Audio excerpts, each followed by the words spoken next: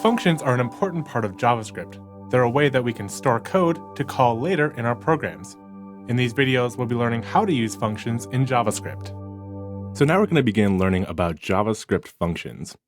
You'll remember functions from Introduction to Programming and how they allow us to store code into reusable bits that we can call later. Now this is really exciting because as we learn JavaScript functions, we'll begin to be able to interact with our web page in a more fun way. Rather than just logging to the console, we'll be able to start actually interacting with page elements. Because the way the browser works is it uses functions and events to actually interact with the page. We'll see a little bit more about that as we come up on it, but I just want to show you that as we learn functions, we're actually going to start doing some interesting things and get out of the console and into the page. But before we do that, let's take a little review on what functions are and how they work in JavaScript. We'll be working on this simple HTML page that has a single JavaScript page loaded into it, and we'll be editing those two as we learn about functions.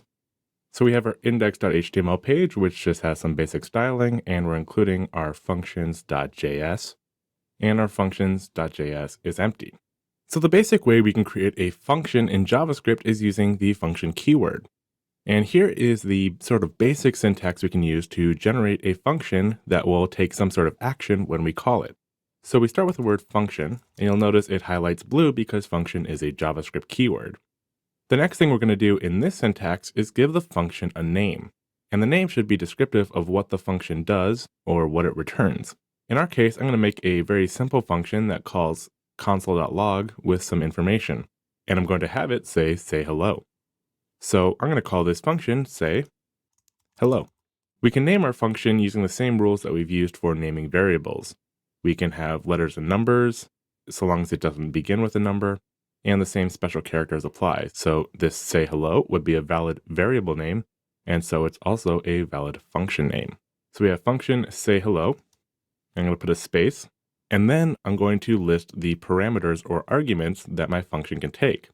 A function is able to take in different arguments that will be variables passed in that allow us to change the behavior of our actual function call each and every time we call it. Right now, I'm going to leave it blank, being empty parentheses, but even though it's taking no arguments, we still need to have our parentheses in place. So I have our parentheses, and then I'll put another space, and we'll begin our curly braces. And the curly braces delimit the body of our function. So we'll open it up right there.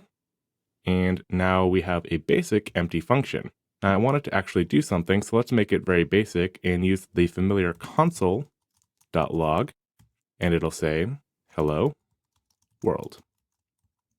So we have a basic function called say hello, and the body of that function is a piece of code that says console.log hello world. So what happens if we run this in our page? Let's flip to our browser. I'm going to refresh, and let's open up our console. And right now we see nothing in our console. However, if we start typing say hello, you'll see it auto-completed. And what we can do is actually call this function. And the way we call the function is by giving its name and then using parentheses immediately after it. Now these parentheses are where we pass in the values we want to assign to our arguments. But remember, say hello doesn't take any arguments yet. So it'll be an open parenthesis and a closed parenthesis. And if we execute that code, you'll notice that the console.log has written hello world to our console. And we see this extra line here saying undefined. You'll remember that our console will tell us the value of the previous expression given. Now when we called say hello, it's evaluated to undefined, and we'll see what that means a little bit later. But basically, every time we call a function, some sort of value is evaluated from it, and we can control what that is. But in our case, we haven't returned anything, and we'll see what that means in a second. But right now, we can just say that when we call say hello, the value that it evaluates to is undefined. So we can call it in our console, but we can also call our function anywhere in our code. So what we can do is do say hello. And now that we've called say hello after we've defined say hello, if we refresh our page, immediately we should see hello world logged to our screen. Now the benefit of this is now instead of just calling console.log hello world, we can call it multiple times. So if we want to say hello world in several places in our code, we can reuse this say hello call. So if we save out our script and refresh the browser, we'll now see that every time we called say hello, our console.log code has run. Now this isn't a very useful example. We're really just changing one line of code to be wrapped in a function that we can call later. And that may be helpful, but really where functions are useful are in that they can take arguments and return values. So let's change our say hello function around. Let's say instead of saying hello world, we wanted to say somebody's name. Well, that means every time we call say hello, we need to pass in a different name. So that's what arguments are for, and our arguments are defined after the name of our function. So these are going to be named like normal variables, and they'll act very much like normal variables within our function scope. So let's say our say hello function will take an argument name. So now we have a name variable that's useful inside of our function. And let's see what happens if we add name to our console.log. Now if we refresh, we'll see hello world and undefined.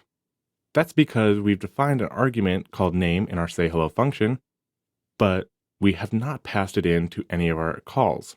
So let's actually go down and change our first call here and pass in an argument, and we'll say hello Jim.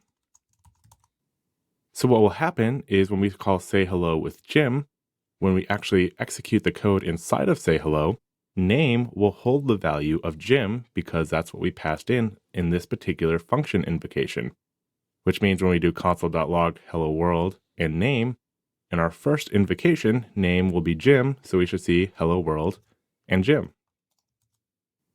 And that's exactly what we see. Now we can have multiple arguments being passed to our say hello by separating them by commas. Now, what if I don't want to say hello, but instead have a different greeting? What I could do is create another argument called greeting. Now, instead of saying hello world, let's delete the hello, and the first thing we'll log is our greeting. And let's make sure there's a space there. So what happens now? If I refresh, we'll see undefined world and Jim.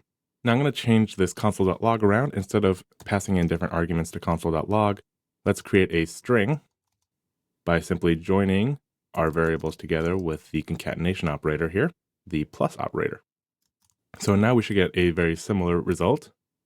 We just have a string. Now we're getting undefined showing up in our strings because our greeting is not being passed to any of our invocations of say hello, and because most of our invocations don't have name. So what I'm going to do is I'm going to go ahead and just delete these ones right here. So in this invocation, I will pass in a second argument and we'll go ahead and just say greetings. And so if we go back and refresh, we now see greetings world and Jim. But what happens if I don't want to pass in a greeting? Well, let's do another say hello. And we'll pass in a name, but no greeting argument. Well, in JavaScript, even though we've defined our function takes 2 arguments, we can pass any number of arguments we want when we actually call it. If we call too few arguments, any arguments that don't have a value will have the value undefined within the function. And if we call too many arguments, well, there's just no argument name to attach to that value. We can still access those extra values passed in, but we'll see how to do that a little bit later. So what happens right now? Well, if we only pass Jim, greeting will be bound to undefined, and given the code, we should see undefined world Jim, and that's not what I want. So we can add a little bit of code here and say if, and the way we can test to make sure greeting is undefined is we could say type of greeting equals undefined. And now we have this if clause, which we've seen before. And so if we have greeting being undefined, what we can do is we can say greeting equals hello. So what we've done here is effectively created a default value for our greeting parameter. So if we call say hello with only one argument, greeting will be undefined, which means we'll define it to be hello. So let's see how that changes our code. We'll save it out and we'll refresh. And now we can see hello world and Jim. So we've seen how functions can take inputs called arguments. In the next video, we'll see how the function can provide an output called the return value.